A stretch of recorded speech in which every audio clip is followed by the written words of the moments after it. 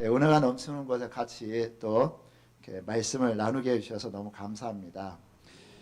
오늘 저희가 같이 나눌 말씀은요, 하나님의 지식경영입니다. 보통 우리가 열심히 하나님을 섬기잖아요. 저도 정말 열심히 하나님을 섬겼고 하나님을 누구보다 하나님을 더 사랑하겠다는 그런 마음을 가지고 살았어요. 저의 기도 제목이었습니다. 하나님, 여기 있는 모든 사람보다 하나님 더 사랑하게 해주세요. 그게 저의 기도 제목이었어요. 어제보다 오늘 하나님을 더 사랑하고 오늘보다 내일 하나님을 더 사랑, 내가 죽을 때는 하나님을 최고로 사랑하게 해주세요. 이게 저의 기도 제목이었어요. 이렇게 기도하면서 열심히 하나님을 섬겼기 때문에 얼마나 열심히 섬겼겠어요. 제가 고등학교 3학년 때 성령을 받고 보이는 게 없었어요. 하나님밖에 못 보여요. 그리고 정말 기도를 열심히 하고 있는 그런 선교단체를 만나가지고 산기도 가고 금식기도 하고 열심히 그렇게 기도하며 살았었습니다. 저는 이제 광주에서 그 학교를 다녔으니까요. 광주에는 무슨 산이 있죠? 예, 무등산이 있죠. 혹시 올라보셨나요? 무등산을 가면은 무등산이요, 그냥 산이 아니에요. 어떤 산이냐면은 이 무당들이 수련하는 곳이에요. 거기 그곳에 밤에 무덤 사이를 지나서 그 꼭대기까지는 아니에요. 중간에 딱 그 광주 시내가 바라보이는 그곳을 향해서요, 정말 기도를 하면은 영적 전쟁입니다. 막 귀신이 휙휙 지나가는 그런 그 느낌들 아시죠? 혹시 산기도 해보셨나요? 안 해보셨으면 못 느껴요. 이거 정말 귀신이 확확 지나가는 그 느낌들이. 왜냐, 저 맞은편에서는 뭐 하고 있냐, 굿하고 있어요. 이 신을 받기 위해서 열심히 굿하고 있는데 지면 안 되잖아요. 주여 삼창하면서 그렇게 기도하다 보면 편하게 영적인 세계에 들어갔던 그런 경험들이 있습니다. 그렇게 열심히 신앙생활을 했었고요. 그리고 군대 갔다 와서 제가 군대 시간이 좀 짧아졌어요. 40일 동안 딱 계산해 보니까 한 40일 정도 되더라고요. 이 시간을 하나님께 드리리라. 그래가지고 군대 제대하자마자 기도원 들어가서 40일의 근식 기도를 작정하고 했었습니다. 잘했을까요? 못했을까요? 믿거나 말거나 그건 이제 여러분에 맡기고, 그렇게 제가 열심히 하나님을 섬기면서 살아왔었어요. 그리고 또 하나님께서 부르셔서 이제 선교사로 헌신하고 선교 일을 했었습니다. 선교 일을 그냥 했겠어요? 열심히 했습니다. 얼마나 열심히 했었냐면요, 한국 사람 만나면 안 돼. 언어를 배우기 위해서는 현지 사람을 만나야 돼. 한국 사람 안 맞는 걸 원칙으로 하고요, 하루에 한 3사람 정도 만났던 것 같아요. 연습을 해야 되잖아요. 열심히 연습하면서 사역을 했었습니다. 그렇게 힘든 상황 가운데서 제가 한 3년 사역하고요, 모임이 만들어지고, 그런 모임 가운데서 이런 제자훈련하고 그렇게 했었어요. 그리고 나중에 제가 사역했던 곳은 상당히 좀 그죠? 핍박이 심한 그런 곳이었어요. 저희 그 형제들, 학생들 하나하나 조사가 들어가더라고요. 그래서 저 나와가지고 다른 곳으로 옮겼습니다. 안식년하고. 그리고 캠퍼스를 하나 개척하고 2개 개척하고 3개를 개척하고, 그리고 나중에 교회를 개척했습니다. 교회를 개척하고 나중에 교회 각서 사역 이임하고, 사역 이임을 하고 나서, 그리고 나서 하나님께서 제게 주셨던 이 새로운 꿈이 뭐였었냐면요, 하나님, 저 이제 뭐 하죠? 라고 질문했을 때 갑자기 성령님께서 그런 감동을 주시더라고요. 책을 선물해라. 책을 선물해라. 그때는 몰랐어요. 왜 책인지요. 자, 우리 신앙을 보면은 보통 이제 하나님을 만나면은 열심히 하잖아요. 경험 신앙이죠. 뜨겁고 이 뜨거운 가슴에 열심히 이렇게 하나님을 섬깁니다. 이 경험 신앙이 딱 지나면 어떻게 되죠? 이제 말씀 신앙을 가잖아요. 이 말씀이 채워지면은 그 신앙이 계속해서 열정이 가는데, 이 경험 신앙은 경험이, 우리 첫사랑도 그렇잖아요. 첫사랑도 좀 시간이 지나면 2년, 첫사랑의 유효 기간은 2년도 안 된다 그러는데 경험하시죠? 이 감각적 사랑은 그렇게 길지 않아요. 근데 말씀 신앙이 되어지는데, 저도 이걸 경험했던 것 같아요. 말씀 신앙, 말씀으로 제 신앙에 견고하게 서가면서요, 굉장히 이 굴곡이 적어졌어요. 이 신앙의 굴곡이 뜨겁다가 이렇게 깎아랑고 이런 굴곡이 굉장히 적어졌는데, 그러고 나서 말씀 신앙 다음 신앙은 뭘까요? 말씀 다음에. 예. 못 들어보셨죠? 못 들어보실 텐데 제가 열심히 하나님을 사역하고 열심히 또 저희 아내도 정말 사랑해가지고 열심히 사랑했는데요. 그래 결혼했어요. 저희 아내가 언제나 고마워해요. 저를 그렇게 뜨겁게 사랑해줬다고. 연애 전에, 연애할 때. 결혼하고 나서 저희 아내 한 3년이 안 돼서요. 우울증 걸리더라고요. 그리고 저희 자녀들 정말 자신 있게 열심히 키워보려고 노력을 막 했어요. 중학교 2학년 저희 큰 중학교 2학년 저희 큰아들이 중학교 2학년이 되었을 때 아들 뭐 하고 싶은 게 있어?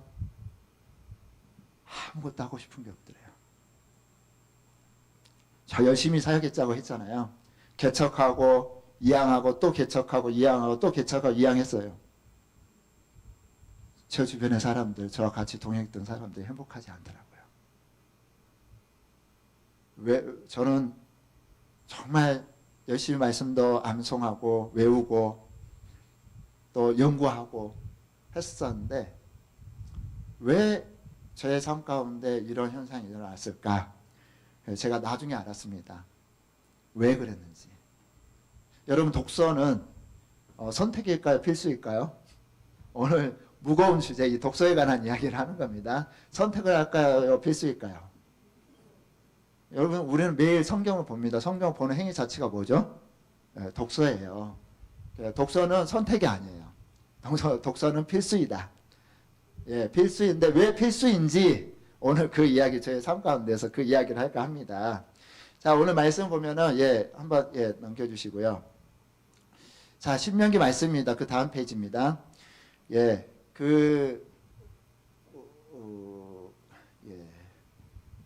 바뀌지 않는 제가 나중에 보내준 저기 파일이 있는데 그거 한번 이렇게 한번 찾아보시기 바랍니다. 이스라엘 백성에 있어서 가장 큰 문제는 뭐냐면요. 이스라엘 백성들 오늘 주셨던 말씀은 이스라엘 백성들이 가장 중요하게 생각하는 쉐마입니다. 들으라. 이스라엘이라 들으라. 그죠? 이스라엘 쉐마라고 해요. 우리 하나님 여호와는 오직 유일한 하나님이시니 유일한 하나님이시래요. 그래서 유일한 하나님이시기 때문에 이 하나님을 어떻게 해야 돼요? 사랑해야 된대요. 마음을 다하고 뜻을 다하고 힘을 다하여 내 하나님을 사랑하라고 이야기하죠. 근데 하나님의 어떤 분이신가 알아야 된다는 거죠. 이게 우리의 정체성입니다. 하나님의 백성의 정체성인데요. 이스라엘 백성들을 쭉 이렇게 한번 살펴보면은 이스라엘 백성을 살펴보면 어떻게 되냐면은 이들이 출애굽하고 나서 19장에 무슨 중요한 말씀이죠. 언약식을 합니다. 하나님 나는 너의 하나님이야. 너는 나의 백성이야. 자, 언약 세우자. 언약식을 해요. 그죠? 시내산 와가지고. 하늘의 하나님이 땅에 있는 사람을 만납니다. 뭘 가운데요? 막 불 나오고 구름 나오고 그러죠. 하나님 인재를 그렇게 보여주십니다. 그래서 언약식을 해요. 우리식으로 하면은 뭐 하는 거죠? 하나님과 이스라엘 백성이 결혼하는 거예요. 결혼식이에요. 거기가 19장에 굉장히 중요한 상이죠. 근데 결혼식에서 이제 이스라엘 백성은 누가 된 거죠? 하나님의 신부가 됐어요. 하나님의 백성이 됐어요. 근데 딱 어디에 직면하냐면 이들이 하나님을 어떻게 하죠? 경험했죠. 출애굽하면서 무슨 경험을 해요? 그 세계의 최강이라는 이집트 군대를 갖다가 하나님께서 그냥 한순간에 함몰이 시켜버립니다. 불로 다 죽여버리시죠. 아, 하나님 대단하시다. 하나님 찬양하고 그랬어요. 그러고 나서 어떻게 하죠? 정탐꾼을 보냅니다. 정탐꾼 와서 보고하는 게 뭐였냐면요. 와였어요. 진짜 젖과 꿀이 흐르는 땅이다. 와였죠. 근데 그 다음에 뭐라고 보고를 하냐면은 성은 높고 사람들 고인족 살고 있더라. 그러면서 뭐라고 하냐면 우리는 그들에 비하니까 뭐예요? 메뚜기 같더라 그래요. 이들에게는 뭐가 있었냐? 이들은 어떤 정체성? 노예 정체성이 있었고요. 이들은 어떤 정체성? 우리는 미약하고 부족하고 연약하고 그죠? 누구도 두려워했어요. 실은 바로도 두려워했어요. 이들을 너무 너무 번식 속도가 빠르니까 이 속도로 가다가 우리는 지금 인구 절벽에 지금 걱정하고 있는데 이 너무 빨라요. 이집트 왕도 두려워했었던 그 이스라엘 백성들이 나중에 어떻게 되죠? 이스라엘 백성들이 스스로는 우리는 메뚜기야. 뭐에 문제가 생기죠? 이 정체성의 문제가 생깁니다. 예, 네피림 자손도 있고 거인족도 있고 우리는 못 들어가겠다고 합니다. 두 사람 빼고요. 그러니까 하나님께서 어떻게 하시죠? 다 광야에서 죽여요. 뭐에 대한 문제죠? 이 정체성의 문제예요. 자, 이 정체성은 어떻게 만들어질까요? 경험에서 만들어지죠. 보통 우리가 사회적 경험으로 정체성이 만들어집니다. 경험으로 만들어지고 또 뭐에 만들어지죠? 여러 가지 뭐 사회적 환경 가운데서 만들어지고 그래요. 한국 사람 정체성을 가지고 있죠. 그리고 또 뭐로 만들어지죠? 지식으로 만들어요. 정보로 만들어져요. 어떤 정보를 받는다. 이 정보가 내가 접하고 있는 정보가 나의 정체성이 됩니다. 그래서 내가 읽는 것이 뭐라고 그래요? 나라고 그래요. 내가 보는 것이 뭐라 그래요? 나라고 그래요. 그죠? 내가 들은 것이 뭐라고 그래요? 나라고 이야기해요. 그리고 정체성을 결정하는 것은 뭐냐면요. 바로 지식입니다. 그래서 하나님이 뭐라고 하셔요? 가르치라고 해요. 그런데 이스라엘 백성들이 출애굽하고 나중에 가나안 들어갔습니다. 하나님을 경험해요. 또 가나안 싸우면서 얼마나 많이 경험합니까? 이 40년 동안 훈련을 단단히 받았어요. 그죠? 그래서 우리는 하나님의 백성이 하나님을 의지해서 우리는 땅을 정복할 수 있어. 이 믿음이 생겼습니다. 이 정체성이 생겼어요. 근데 이 정체성이 길게 가지 못해요. 가나안 정복하고 나서 사사기 들고 계속 바벨론 전까지 계속 올라갔다 내려가 이것을 반복합니다. 전반적으로 뭐 하죠? 바벨론 사건을 통해서 이야기한 것은 실패예요. 뭐에 실패합니까? 이들이 하나님 백성으로서의 정체성을 확립하는 게 실패한 거예요. 그만큼 정체성이 중요하죠. 내가 누구인지를 확실히 알면 어떻게 바뀝니까? 우리는 놀라운 삶의 변화가 있습니다. 근데 정체성을 새롭게 하기 위해서 뭐 해야 돼요? 교육해야죠. 오늘 말씀 보면은 교육에 대한 이야기가 나옵니다. 뭐라고 이야기하죠? 6절에서 7절을 보면 오늘 내가 너에게 명한 이 말씀을 너는 마음에 새기고 너 자녀에게 부지런히 가르치며 집에 앉아 있을 때든지 길에 갈 때든지 누워 있을 때든지 일어날 때든지 뭐라고 해요? 이 말씀을 강론하라고 합니다. 그러니까 이스라엘 백성들에게 가르쳐준 이 정체성을 확립하기 위해서 가르쳐주는 핵심적인 요소가 뭐예요? 계속해서 가르치라는 거예요. 아침에 일어나서 가르치고 저녁에 가르치고 밥 먹을 때도 가르치고 앉을 때도 가르치고 일어설 때도 가르치고 모든 환경 가운데 다요 이 말씀을 가르치라고 합니다.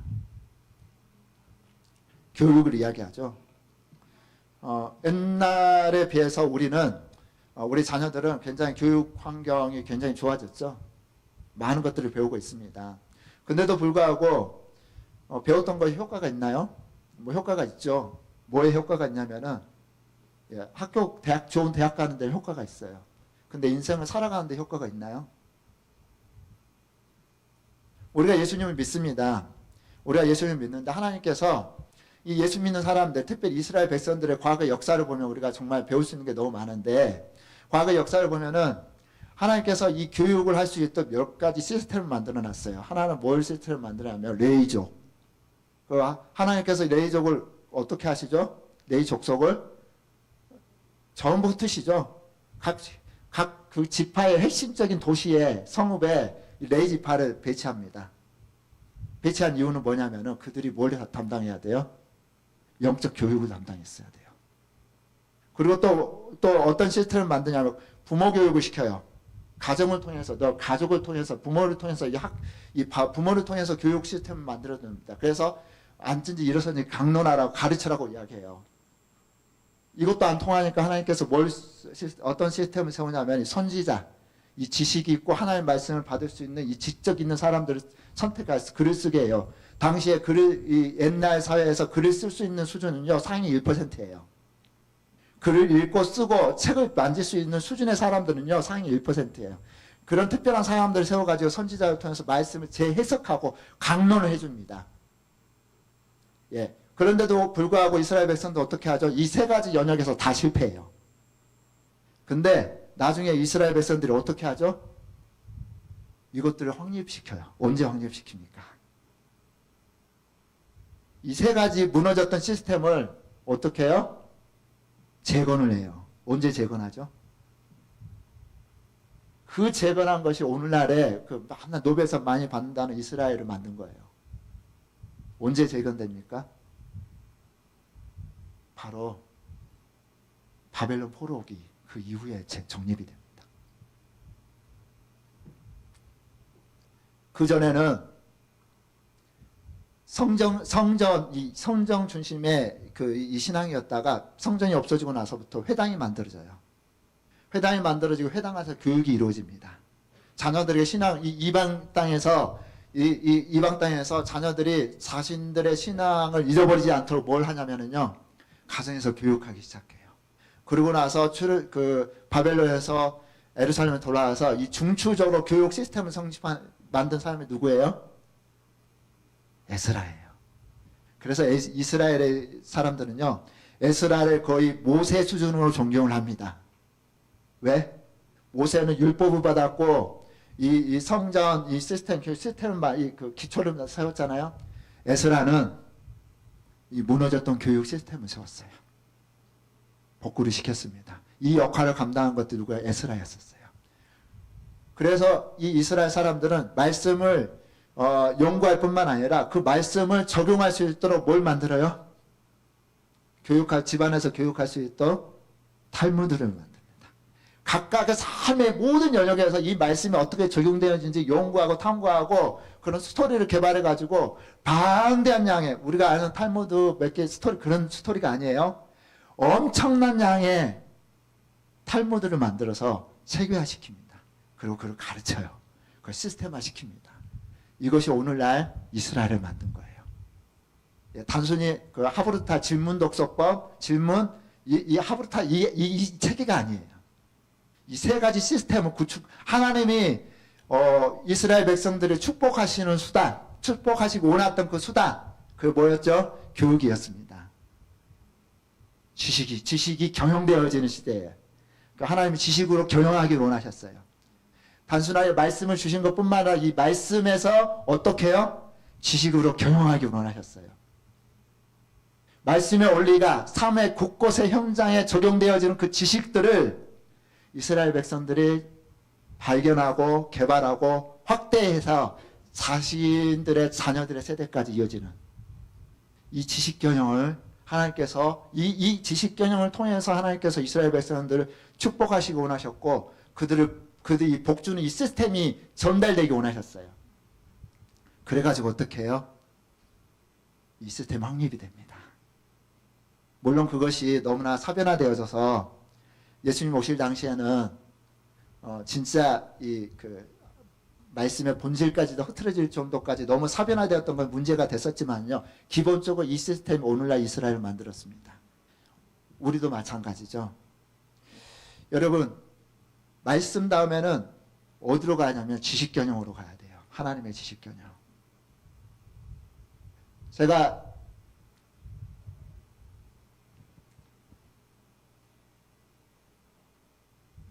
방금 말씀드렸던 것처럼 제 삶에는요, 어떻게 부부관계를 해야 되는지 원리는 알고 있었습니다. 말씀의 원리가 있죠. 어떻게 자녀들을 가르쳐야 되는지 말씀의 원리는 있었어요. 노하게 하지 말라, 그죠? 부전을 가르치라, 훈육하라. 성경은 원리를 이야기해줘요. 그러나 how to, 어떻게 구체적으로 삶 가운데 해야 될 부분들은 뭐 해야 돼요? 부지런히 연구하고 공부해야 돼요. 이 말씀의 원리에 따라서 어떻게 적용할 것인지. 여러분, 우리의 신앙들은 많은 부분에서 공부하지 않으면요, 어디로 바뀌냐면 어떻게 바뀔까요? 피상화돼요. 즉 예수님이 다시 오실 때가 너무 가까웠죠. 근데 예수님이 다시 오시고, 여러분 또 저는 죽음을 자주 생각하는데, 죽음에 임박했을 때 뭐 해야 돼요? 뭐 해야 될까요? 예수님 다시 오실 때 지금 환경이 너무나 급격하게 바뀌고 있잖아요. 예수님 다시 오실 때가 너무 가까웠어요. 혹시 여러분이 죽음에 바로 직면했을 때 뭐 해야 될까요? 준비해야 되잖아요. 뭘 준비해야 돼요? 마음을 준비해야 되는데 가장 먼저 체크해야 될 것은 하나님이 나를 인정하시는 믿음이 내가 있는가 없는가, 내 믿음이 진짜인가 점검해야 되잖아요. 예수님 부르실 때 다 진짜만 부르시잖아요. 휴거 될 때 진짜만 부르시잖아요. 내가 진짜일까? 여러분 진짜 어떻게 알아요? 내가 진짜인지? 하나님 아시지요? 그러면 끝나는 게 아니에요. 하나님 아시지 하면 끝나는 게 아니죠. 진짜 믿음이 무엇인가 우리는 심층적으로 고민을 해봐야 되죠. 어떻게 알아요? 아, 나 방언받고 열심히 기도할 때 뜨거우니까요? 그러면은 진짜인가요? 제가 저희 선교지에서 사역할 때요, 저한테 누가 방언, 우리 성령 받아야 된다 그러고 했더니 저한테 영상 하나 보여주더라고요. 어떤 영상이었냐면 힌두교 있죠? 힌두교에서 방언 받고 기도하고 막 뜨겁게 기도하는 모습이었어요. 그것이 우리의 이런 영적 체험이 우리가 진짜인 것을 증명하나요? 어떻게 알아야 돼요? 많은 믿음의 사람들, 우리 믿음의 사람들이 뭘 했냐면요, 이거에 고민하기 시작했어요. 그리고 진짜 말씀에 우리가 진짜 믿음이 무엇인가?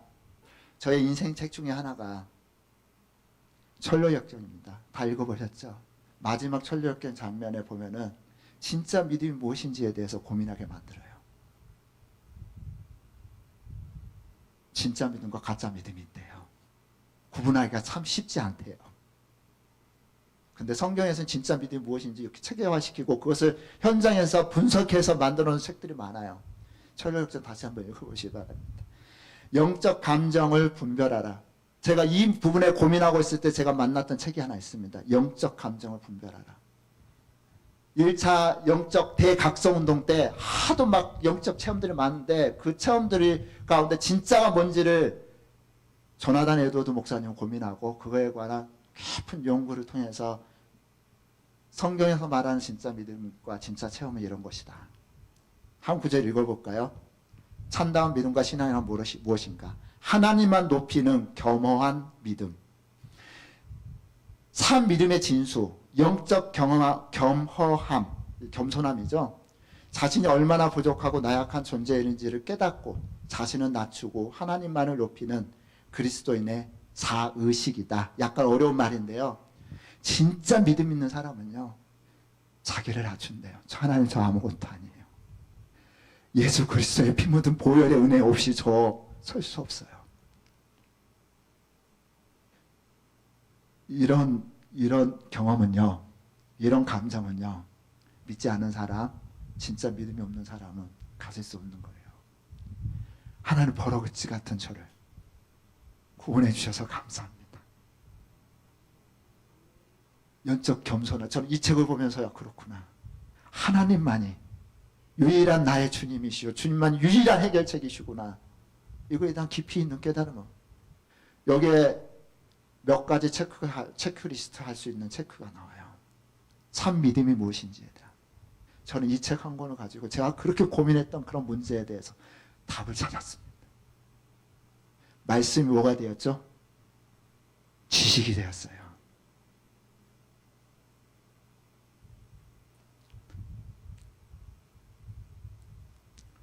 저희 아들과의 관계에서 저는 참 힘들었습니다. 왜냐하면 저희 막내 아들이 저희가 경제적으로 정말 힘들 때 진짜 민감한 시간을 보냈고 아빠에 대한 불신이 있었어요. 사춘기였고 아빠에 대한 불신.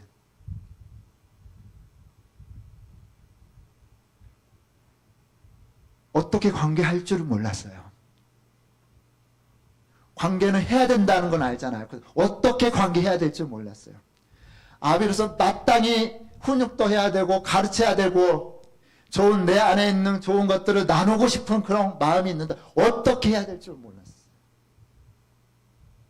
말씀 때문에, 말씀이 기준이 있기 때문에 해야 된다는 이 마음의 부담은 있지만은 한마디 할 때마다 그냥 외면하는 이것들을 어떻게 해야 될 줄 몰랐어요.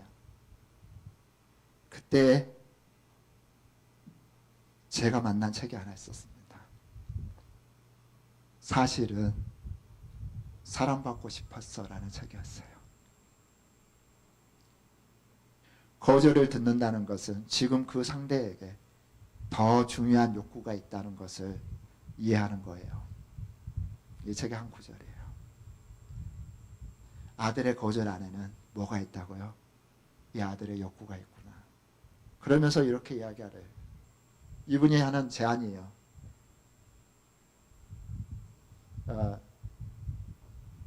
스몰톡 하래요. 스몰톡. 스몰톡이 뭐냐면요. 야, 우리 이야기 좀 하자. 남편들이 가장 듣기 싫어하는 말 중에 하나가 그거래요. 여보, 우리 이야기 좀 해.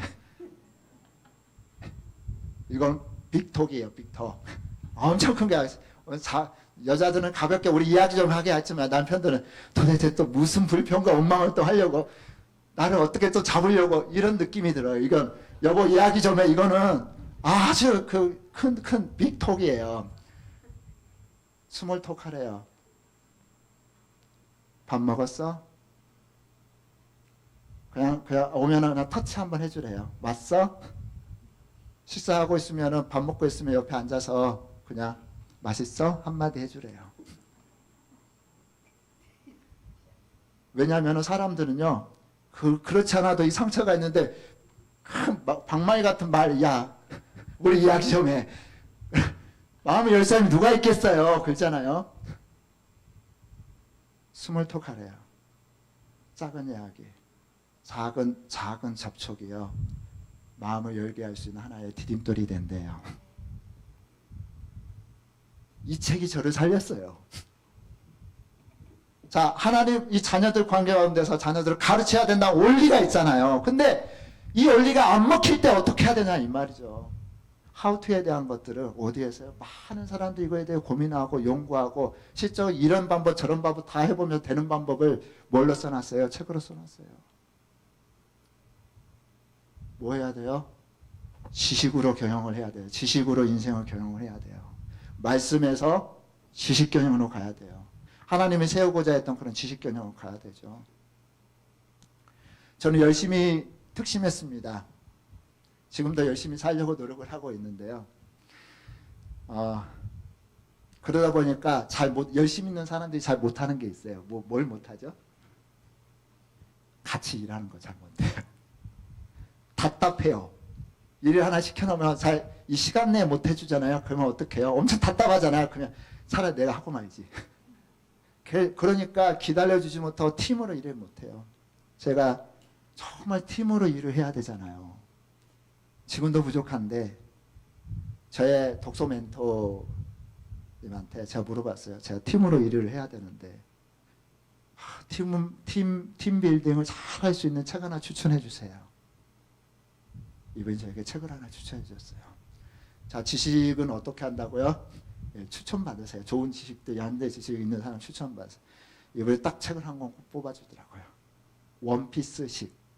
원피스 아시죠? 원피스 우리 그 만화 영화 요즘 실사로 나와가지고 굉장히 뜨고 있던데, 예, 넷플에서 한번 보시기 바랍니다. 실사판 원피스. 예, 원피스식 이 책인데요. 이 책이 이 한 구절이 저를 가슴을 때렸어요. 혼자서는 이룰 수 없는 꿈을 공유한 사람. 이 사람이 동료이다. 꿈을 공유할 수 없는 사람은 친구가 될 수 있지만 동료는 될 수 없다. 아, 팀이라. 혼자 이룰 수 없는 꿈을 갖는구나. 내가 이 사람과 함께 한다고 이 사람의 꿈을 이루어주는구나. 이때부터요. 사람을 보는 같이 일하는 사람들을 나의 일과 내가 원하는 목표, 조직이 원하는 목표보다 더 중요한 것은 이 사람들의 꿈을 키워주는 거구나. 그때부터요. 저와 함께 일하는 진정 마음으로 일하는 사람들이 생기기 시작했습니다. 예, 뭐 해야 된다고요? 지식 경영을 해야 된다고요. 우리가요. 몰라서 그죠? 하나님을 아는 지식이 없어서 망하는 겁니다. 왜 이렇게 우리의 관계에 문제가 있고 왜 우리는 삶 가운데 하나님의 풍성한 은혜를 누리지 못하고 삶 가운데 영향력을 미치지 못할까요? 하나님을 아는 지식이 없으므로, 하나님이 만들어주는 이 사회 법칙, 그것을 연구하고 그것들을 배우고 익히는 지식이 없으므로 망한대요. 지식으로 여러분의 인생을 경영하시기 바랍니다.